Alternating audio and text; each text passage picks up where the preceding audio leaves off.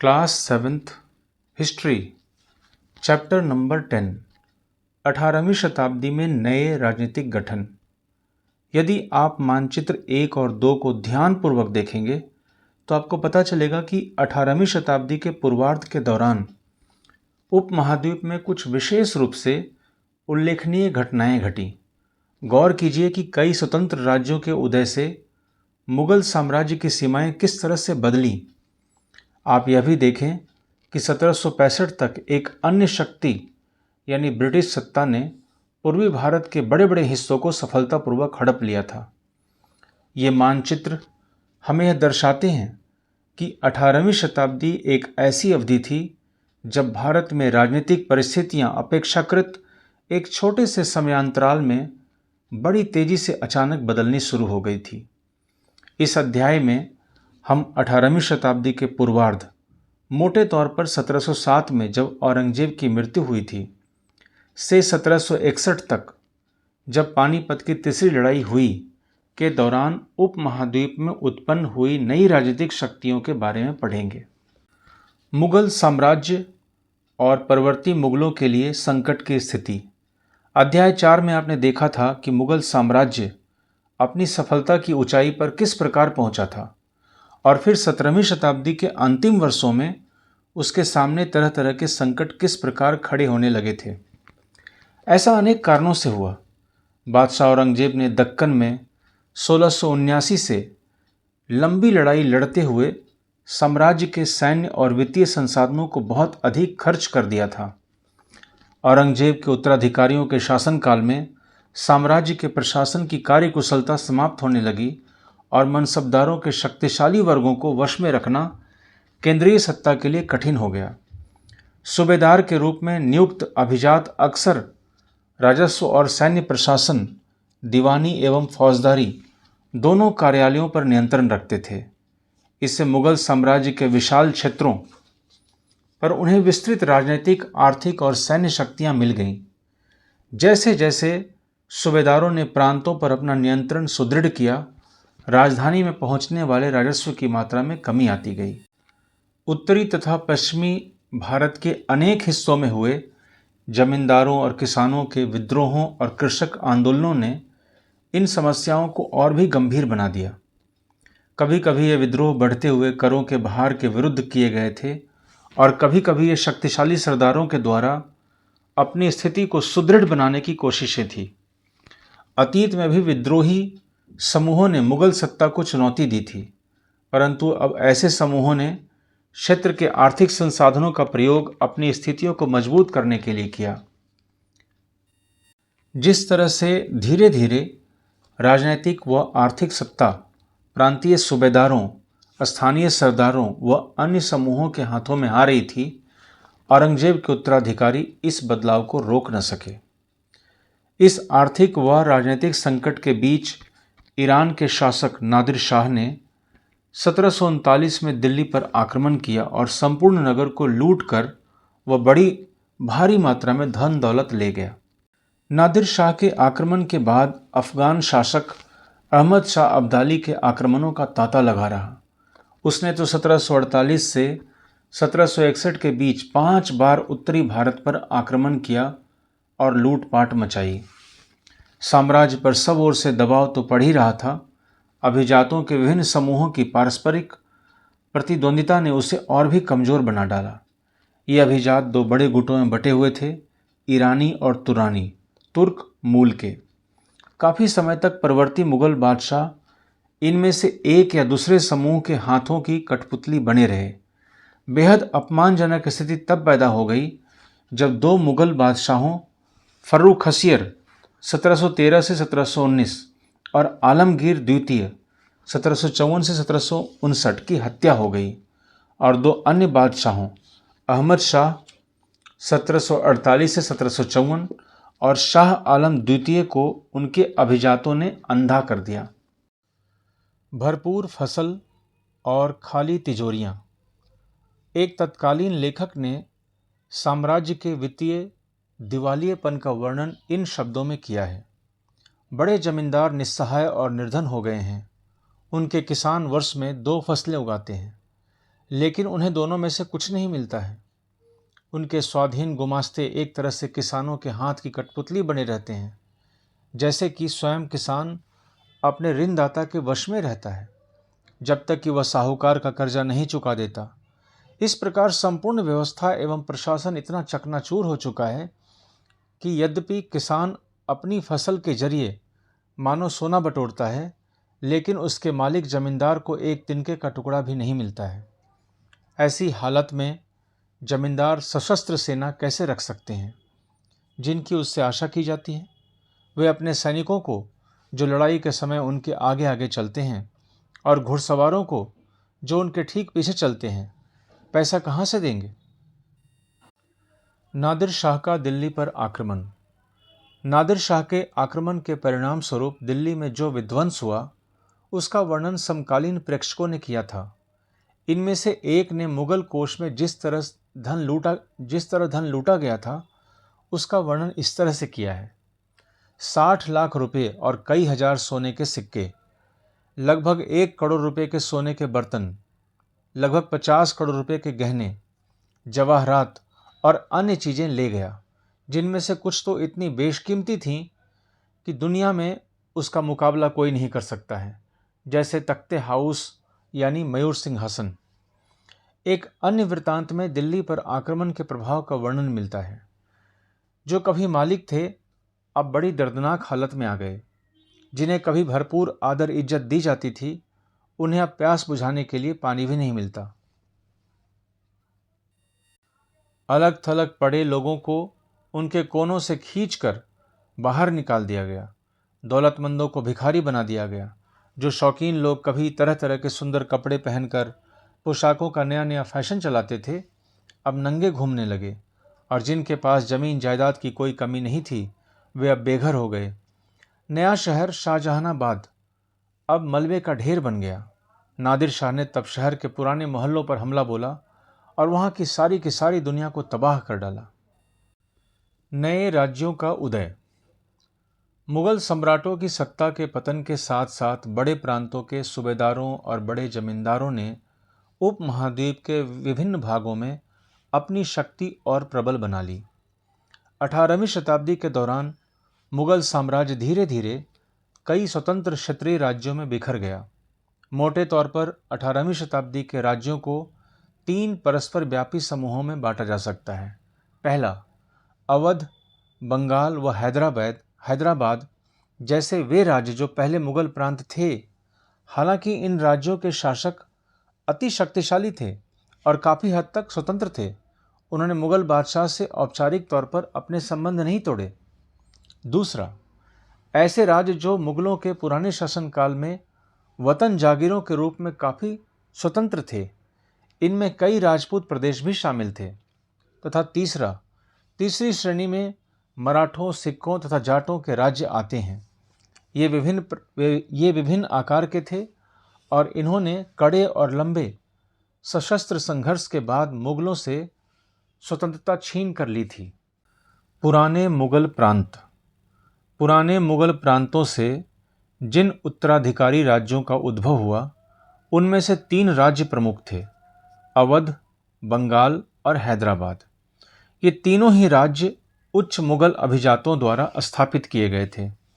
इन तीनों राज्यों के संस्थापक सआदत खान अवध, मुर्शीद कुली खान बंगाल और आसफ जाह हैदराबाद ऐसे व्यक्ति थे जिनका मुगल दरबार में ऊंचा स्थान था।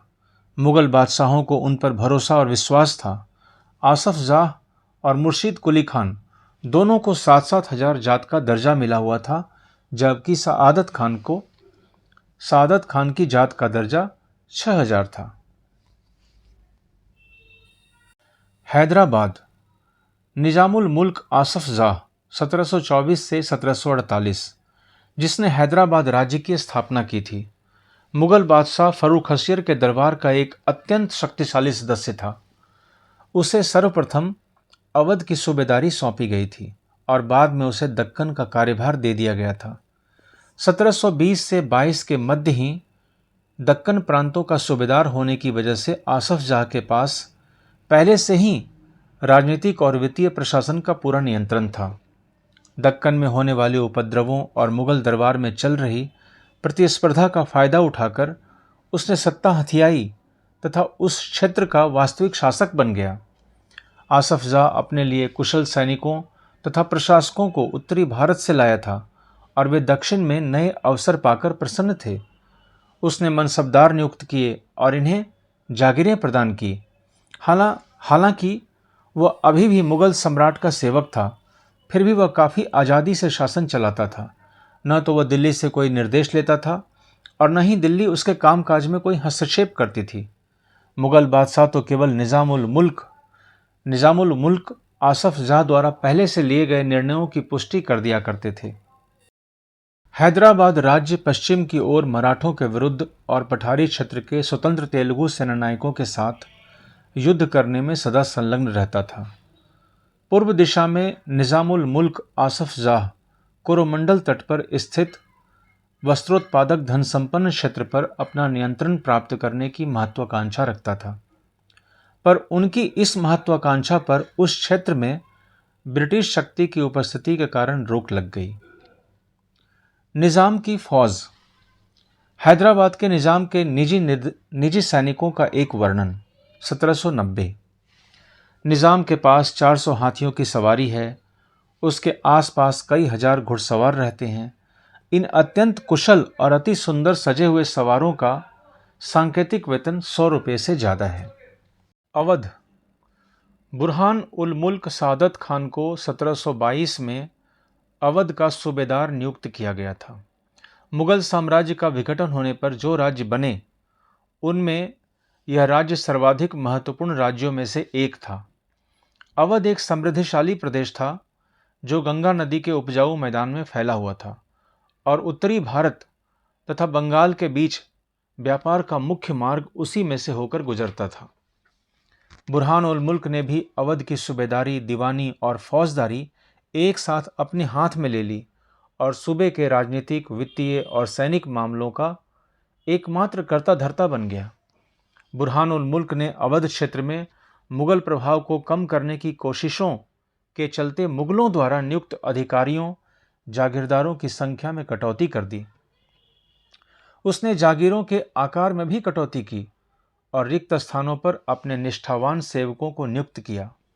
धोखाधड़ी को रोकने के लिए जागीर अधिकारियों के खातों व लेखों की जांच की गई और नवाब के दरबार द्वारा नियुक्त अधिकारियों द्वारा सभी जिलों के राजस्व का फिर से निर्धारण किया गया।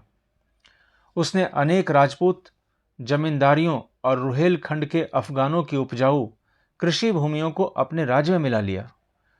राज्य ऋण प्राप्त करने के लिए स्थानीय सेठ, साहूकारों और महाजनों पर निर्भर रहता था। राज्य राजस्व का ठेका सबसे ऊंची बोली लगाने वाले इजारेदार को देता था।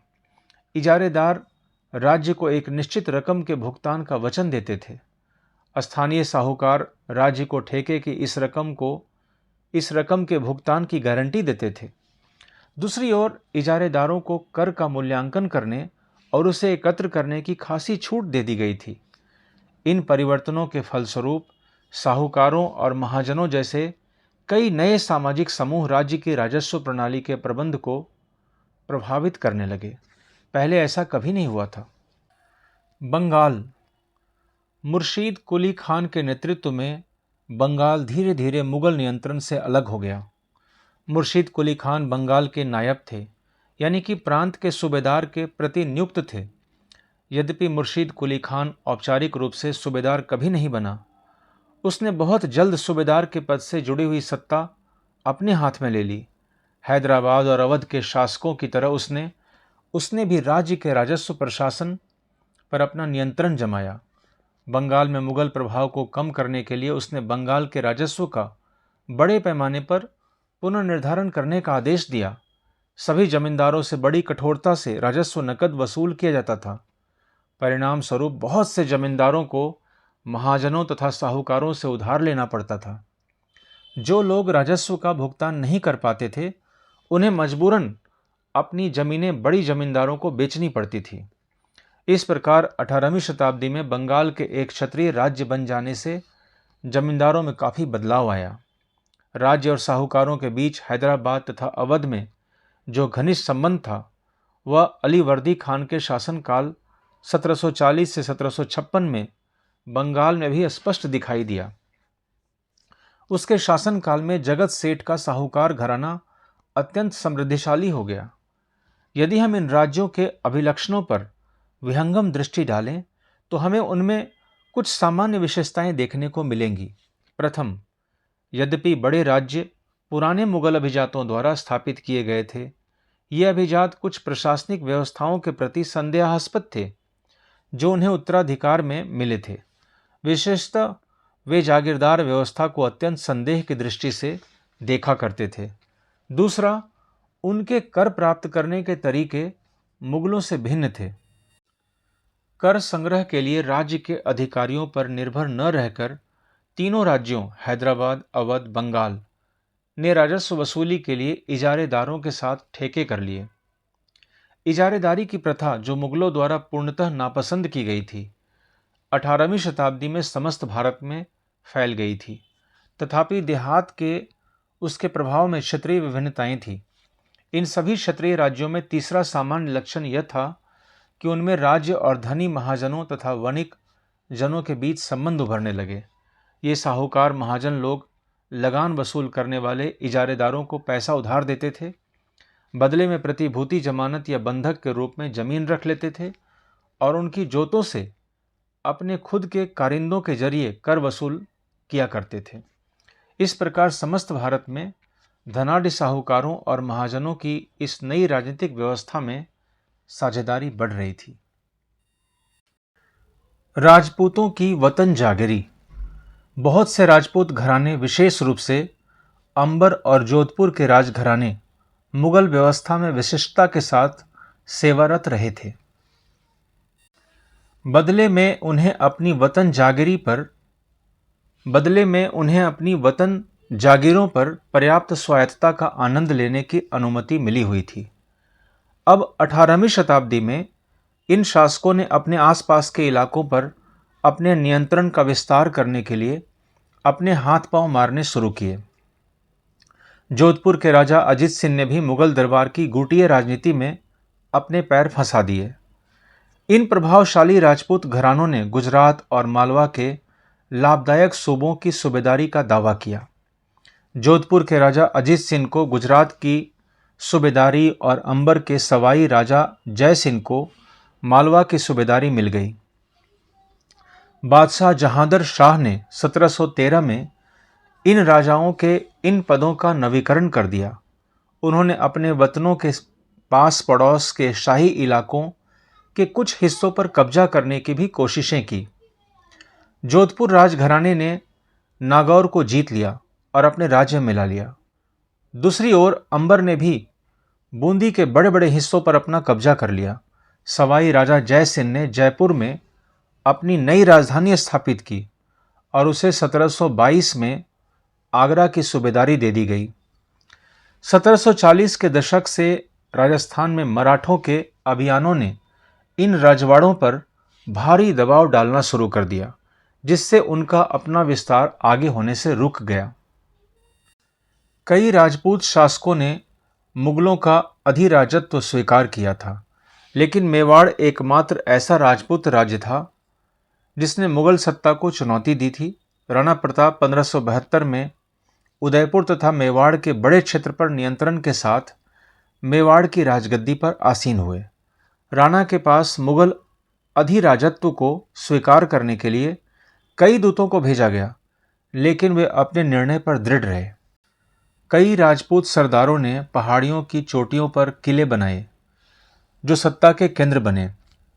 व्यापक किलेबंदी के साथ इन भव्य संरचनाओं में नगर, महलें, मंदिर, व्यापारिक केंद्र, जल संग्रहण संरचनाएं और अन्य इमारतें होती थीं। चित्तौड़गढ़ किले में तालाब, कुंडी, बावली जैसे कई जल निकाय थे।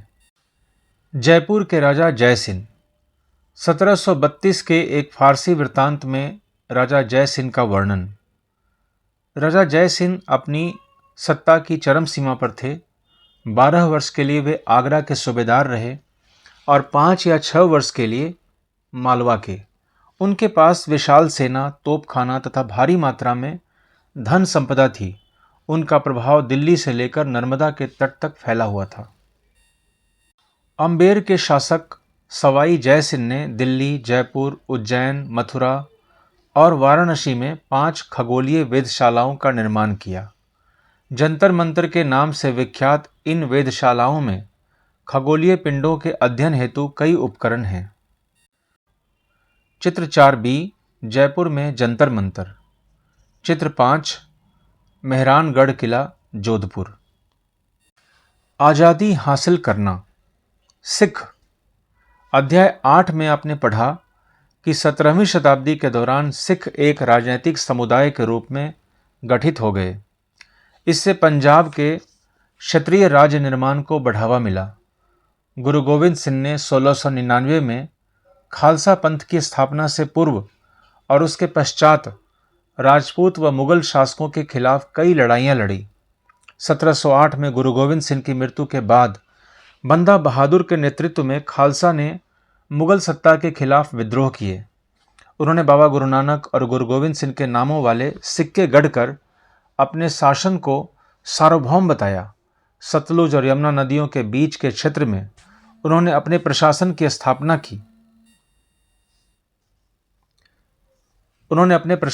स्थापना की।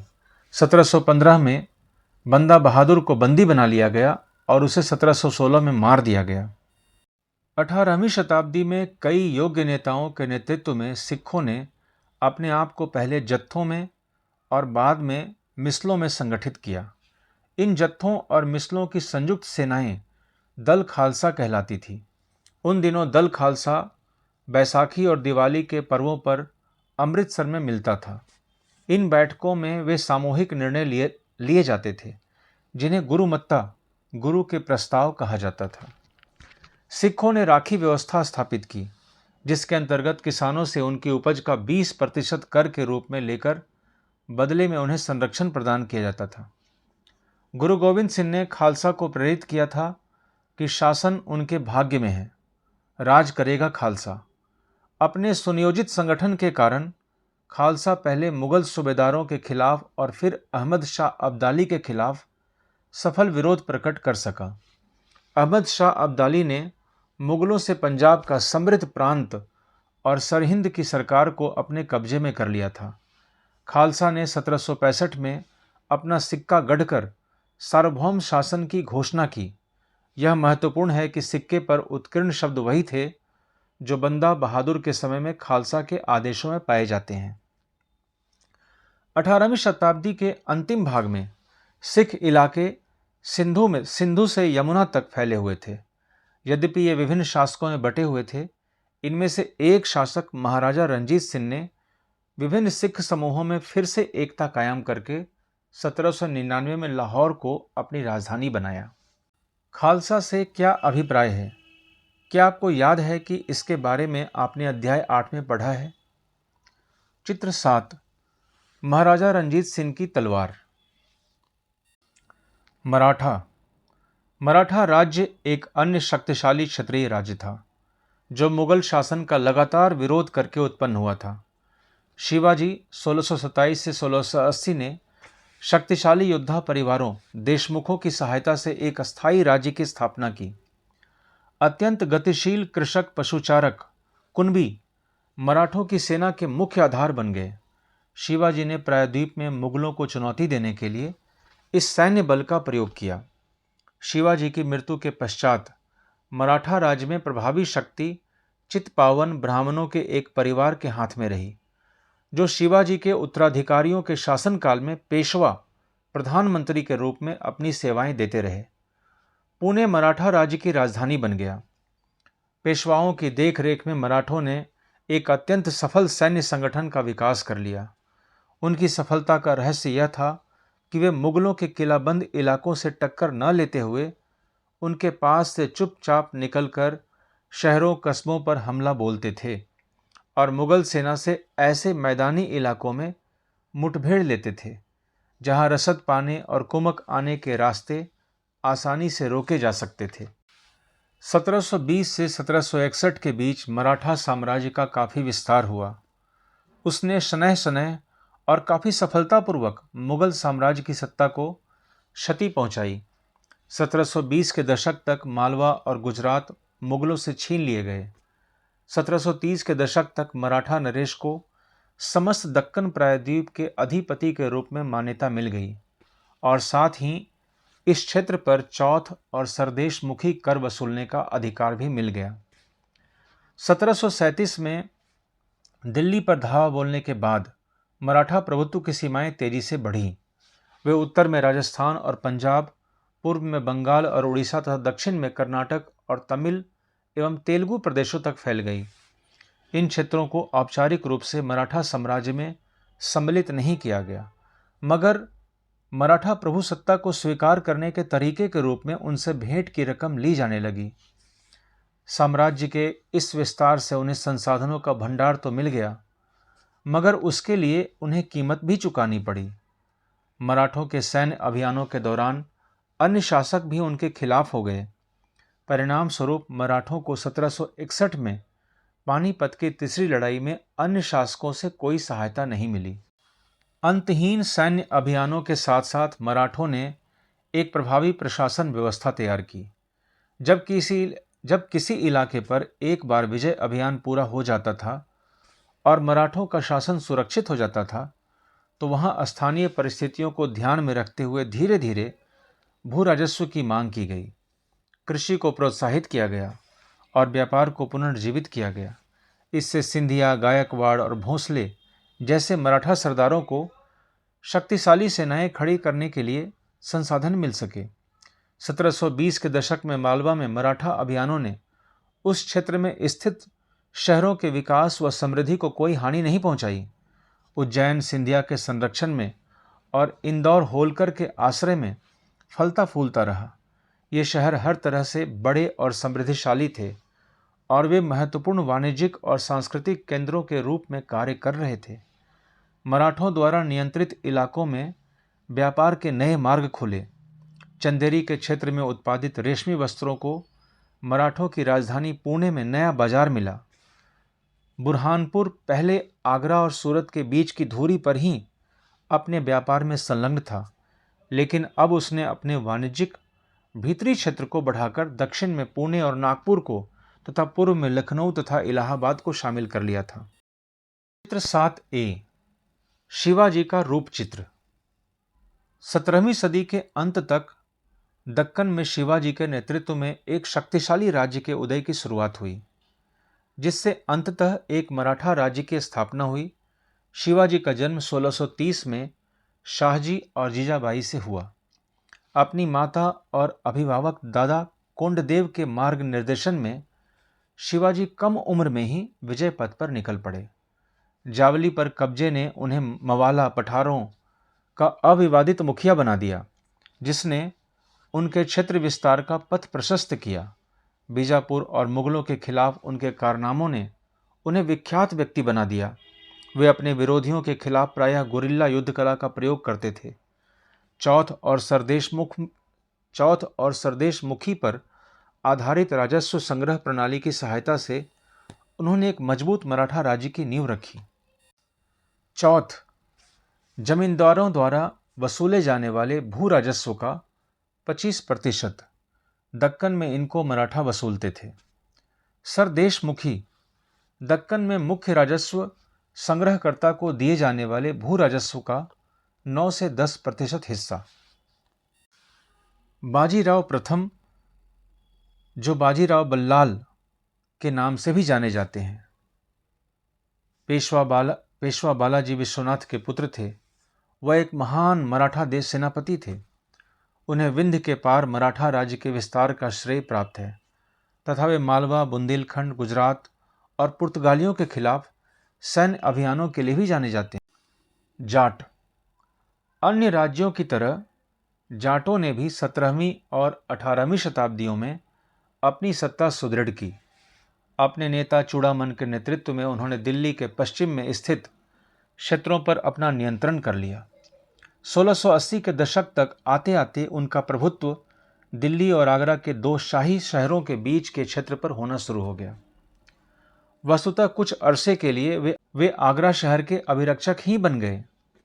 जाट समृद्ध कृषक थे और उनके प्रभुत्व क्षेत्र में पानीपत तथा बल्लभगढ़ जैसे शहर महत्वपूर्ण व्यापारिक केंद्र बन गए।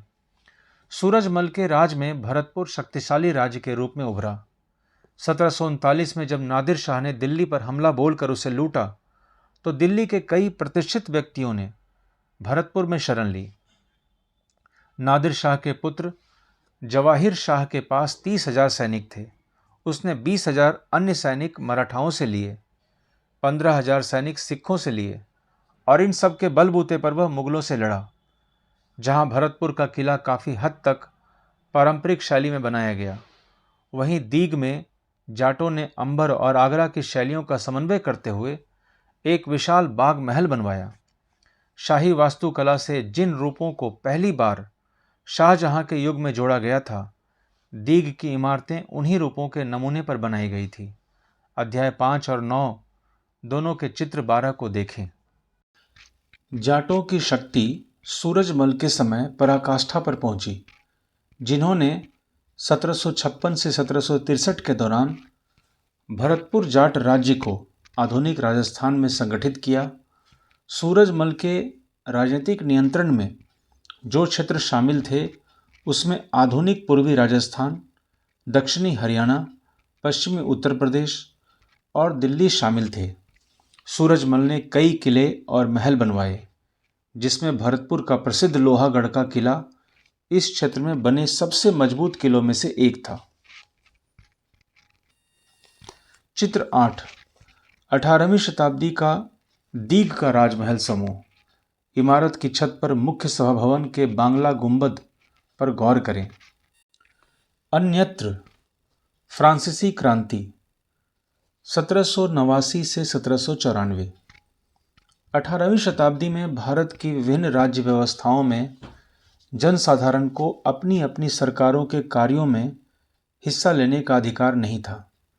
ऐसी स्थिति पश्चिमी दुनिया में 18वीं शताब्दी के आखिरी दशकों तक बनी हुई थी। अमेरिकी 1776 से 1781 और फ्रांसीसी क्रांतियों ने इस स्थिति को और साथ साथ अभिजात वर्ग के सामाजिक व राजनीतिक प्राधिकारों को चुनौती दी।